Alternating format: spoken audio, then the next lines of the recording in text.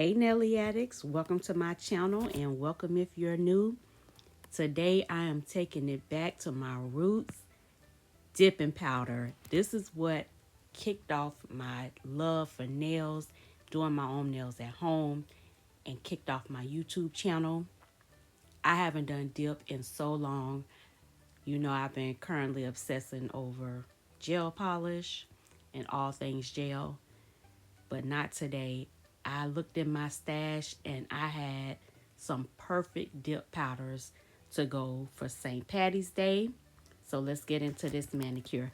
If you are new to dip powder or don't know what dip powder is, it's basically acrylic, but instead of using monomer, you use designated liquids that come in a bottle, kind of like nail polish. It's air dry. You don't have to cure it or anything like that, but you can use it at home. They also do it in a nail salon. So for this, you just want to take your first base coat layer, apply a very thin layer. You can use the pour over method, is what I did. That gives you nice thin layer of powder. Or you can literally, like it says, dip. You can dip your finger down into the jar and get the powder on your nails that way. Mostly, you just want to make sure that you cover it from side to side.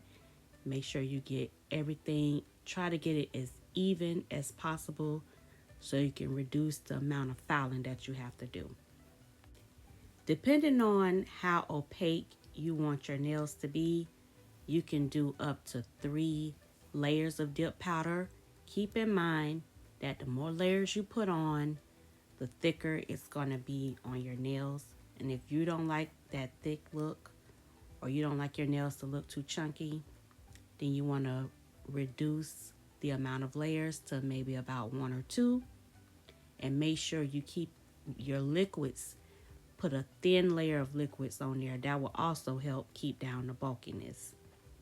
If you're working with dip powders that have chunky glitters in it or shards in it, like this dip powder, you can also do a little isolation, and that's where you just use a little bit of your dip base, put it in the spots that you want it, and pick up the glitters that you want on your nail.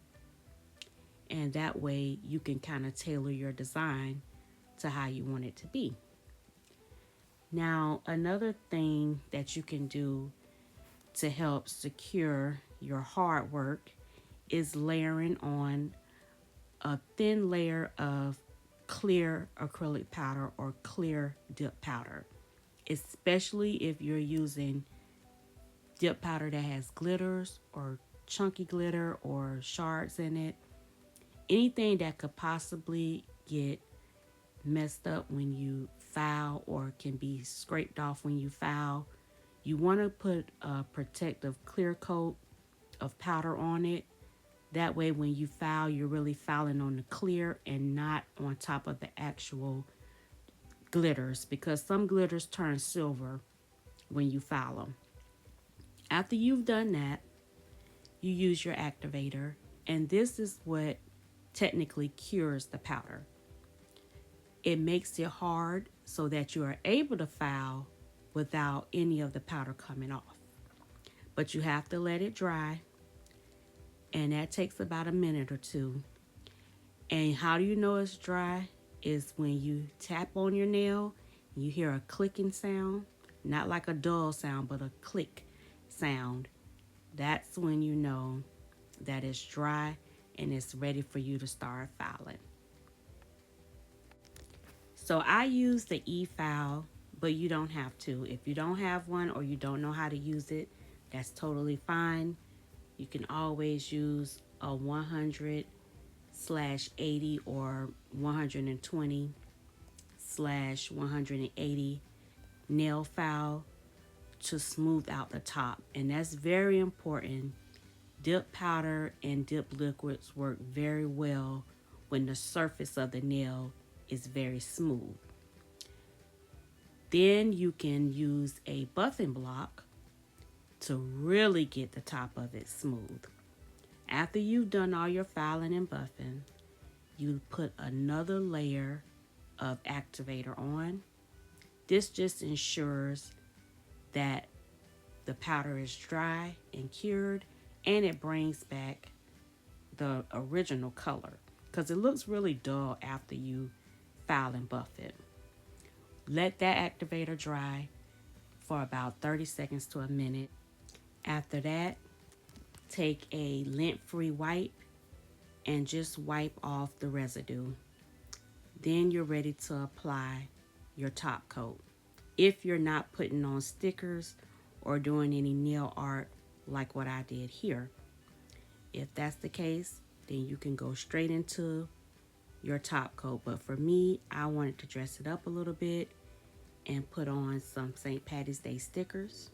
But after I was done with that, I applied my top coat real quick, 3 stripes around on your nail.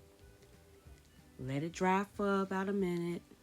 You're going to see it kind of wrinkle up a little bit and look kind of matte. That's when you go in with the second coat of your top coat, and that's where you're going to see that glass shine. It looks so pretty.